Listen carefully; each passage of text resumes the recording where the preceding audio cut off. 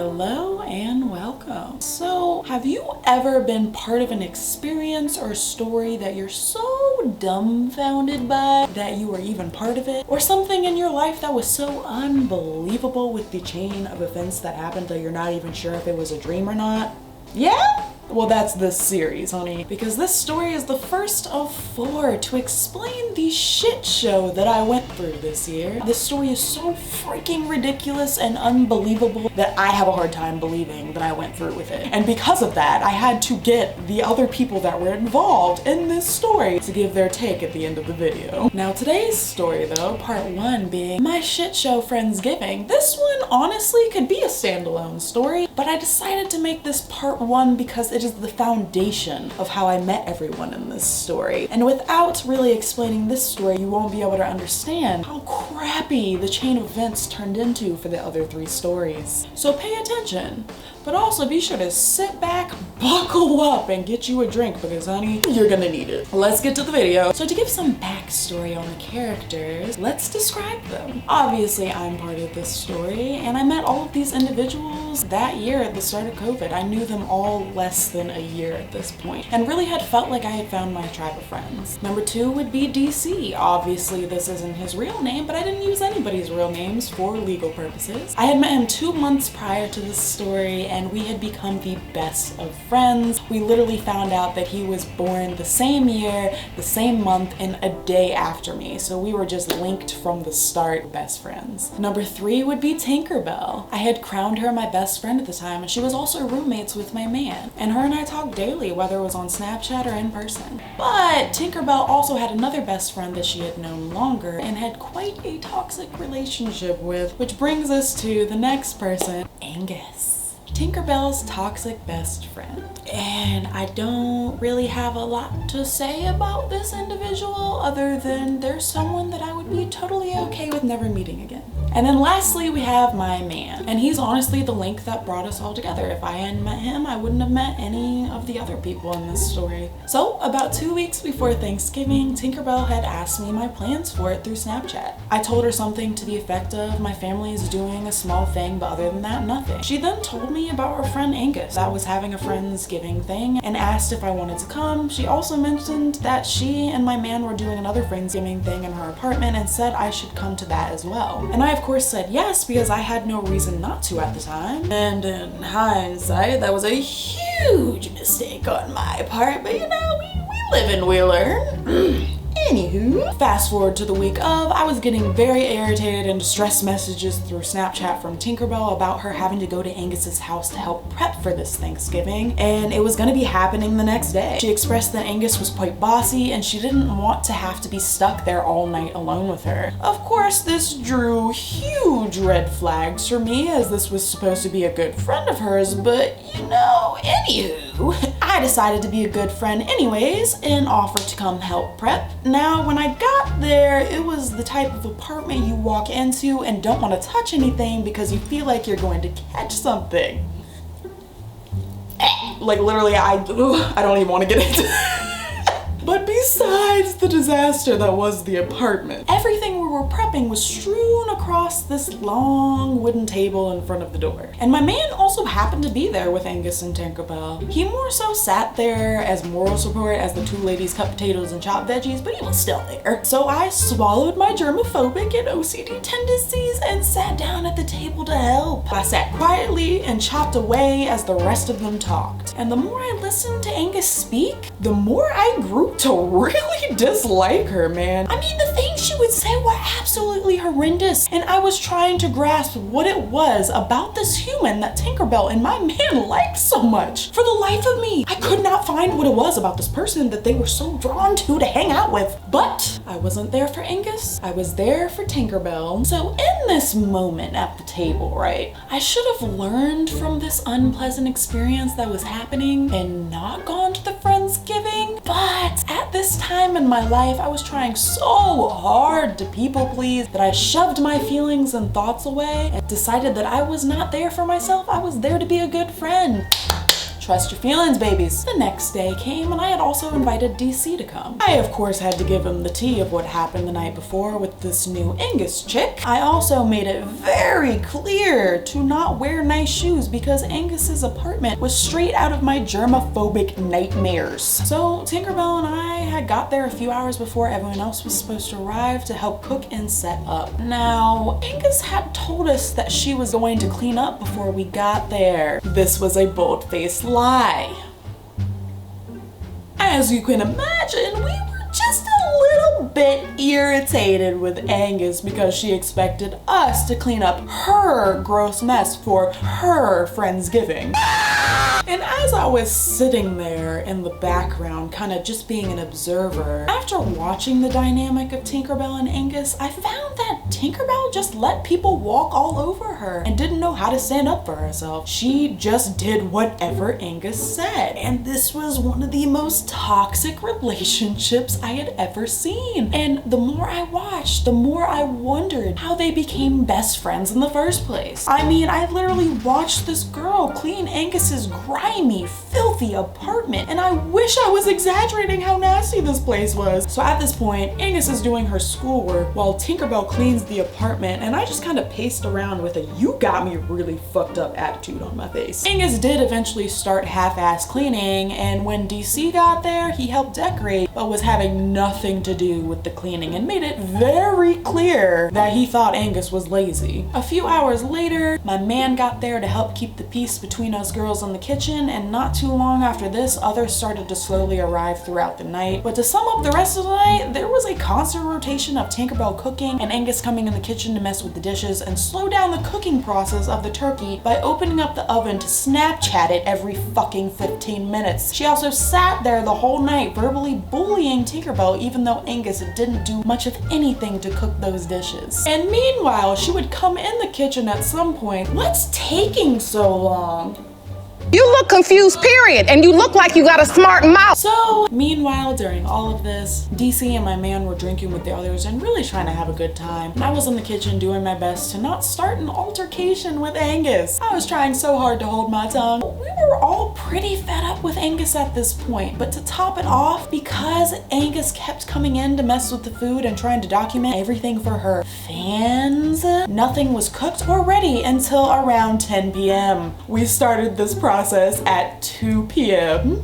That's 8 hours of dealing with a woman. That sounds like a screeching llama. 8 hours of dealing with a woman that takes advantage of her friends. I have no words. It was so not worth being there that everyone but Angus had to keep escaping outside to get a break from her. And by the time we finally sat down to eat, which was around 10 p.m., half the food was fucking cold and everyone was exhausted and irritated. But with all of that going on, surprisingly, there was only one outburst during the whole night, and that was from DC, and it did have to do with Angus. I don't even remember all the specific details, but basically Angus was being obnoxious about what utensils to use for what dish and was making it more difficult than it had to be. So we had to leave for a minute and come back when he was gone. After we ate, DC, Tinkerbell, my man and I all got the hell up out of there. And as soon as we were leaving, we were dumbfounded to see a whole new group of people just arrive. And all we could do was laugh because they had no idea the shit show they missed and what they were about to walk into. So we all spent the rest of the night talking about everything that went wrong and how we all agreed to never go over and do that again with Angus. And Tinkerbell even finally unloaded all her frustrations and shared stories of how Angus had wronged her in the past and how she had been a terrible friend, and just said all of the things that she would never have the balls to say in front of Angus. She even went as far as to tell me about Angus accusing her of stealing hundreds of dollars from her, which I was dumbfounded by. I basically just kept telling her she deserved more and that she didn't need that type of negativity in her life. So the next day rolled around and Angus had the audacity to post about her Thanksgiving and post the picture of the turkey and how wonderful it went and how great all of her cooking went with the help of Tinkerbell. With the help of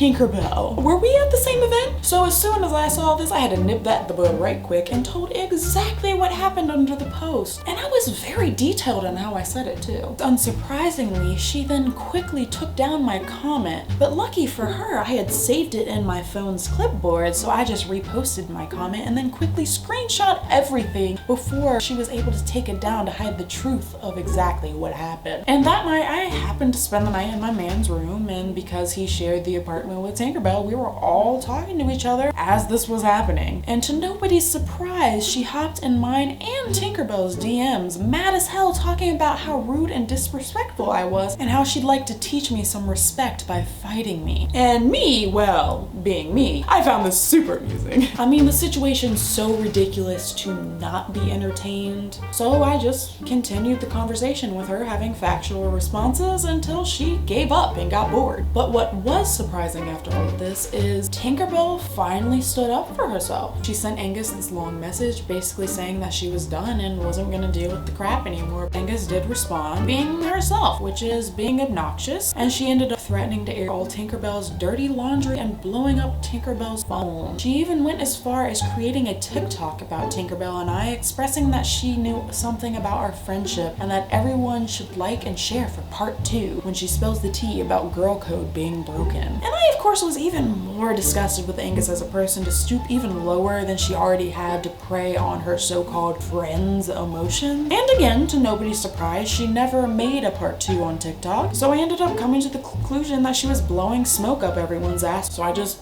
ignored it and moved on. And honestly, unless Angus was brought up, I completely forgot about her existence and everyone just went on with their lives. Hey, my name's Jacob. I guess my take on the Friendsgiving dinner was I was bullshitting throughout my day because the ladies were summoned to come help, which I wasn't finna go early because I already knew, like, especially if nothing was clean last night, I figured there would be nothing done because I know how my friend is. So I think they left around like 1, 2 p.m., something like that. And mind you, it's Thanksgiving, so okay, we should already probably be eating by now. They're there, I'm already getting messages that it's already a shit show, nothing's clean. I'm like, ooh, they send me some snaps. I'm like, ooh, I think I arrived maybe around like 4 or 5. Nothing's really cooked. My tyrant of a friend was pretty much commanding the whole thing. I'm just here for good vibes and good entertainment, you know, to make light of the situation. It seems to be stressful for everybody. They were feeling kind of down. And I was like, I don't blame you. I see why. I feel kind of down too if I gotta go clean up somebody's house before I start cook. And then cooking is taking so long because, you know, I keep releasing all the heat in the oven. Cook the turkey. We want to pull the door open to vlog. I don't think we sat down at the table till like 9, 10 o'clock. I don't know what the issue was with the silverware or whatever, because, you know me, in my own little world, food's already on the table. I'm focused on waiting to eat. It was a shit show, man. And then we get blasted that we're ungrateful. And I was like, oh, I didn't do anything. I don't know how I'm ungrateful. People want to do things that are each different way. It wasn't really planned. It wasn't timed. It's hard to do things when your tyrant of a friend wants to dictate everything. Love him though, but you know, maybe never again. And that's my take.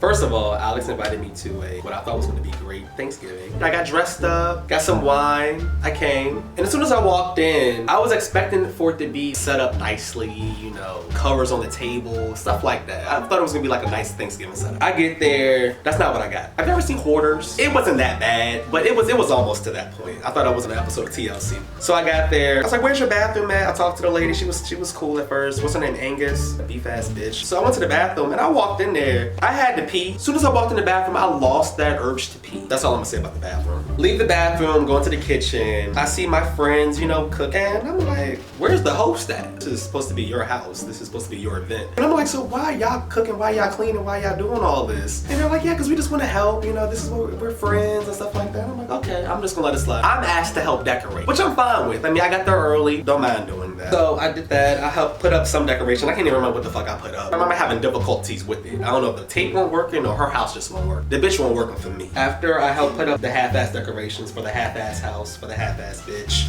I was thinking like, where's the food at? There was no hors d'oeuvres. place. I mean, I won't being served nothing. I won't offer her a drink or nothing. Do I have to make this my house now? Eventually, her true self started coming out. And she would start saying stuff. She just was not appreciative at all. Like, you have people here helping you put your home together. If I'm hosting an event, the first thing I'm going to do is clean. She didn't even have the common decency to do something like that. Here I am, a person you don't even know, walking up in your house and you got a dirty ass bathroom. Your whole bedroom is open. Food on the floor. Is this how you live?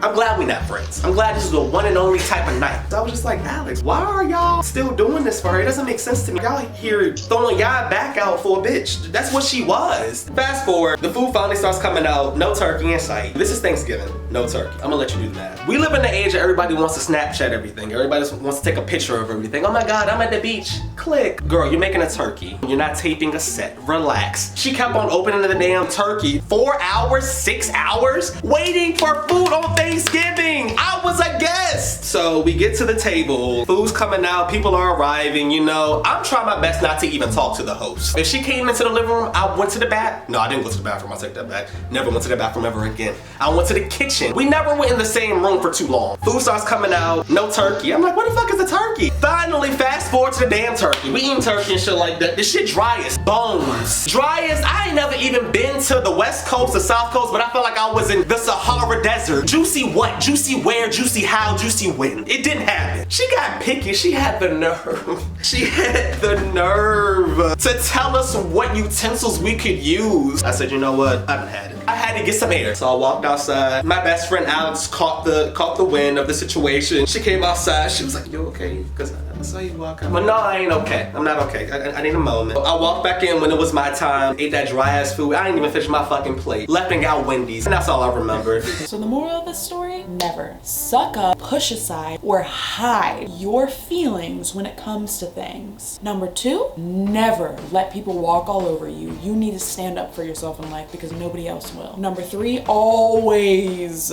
trust the red flags and do not give them the benefit of the doubt. And number 4, there are always going to be terrible people out there. Don't force yourself to interact with them. Stay tuned for part 2 and the rest of the story because trust me, this is not even the tip of the iceberg. This is only the foundation for the crap storm that's about to ensue. So, until next time.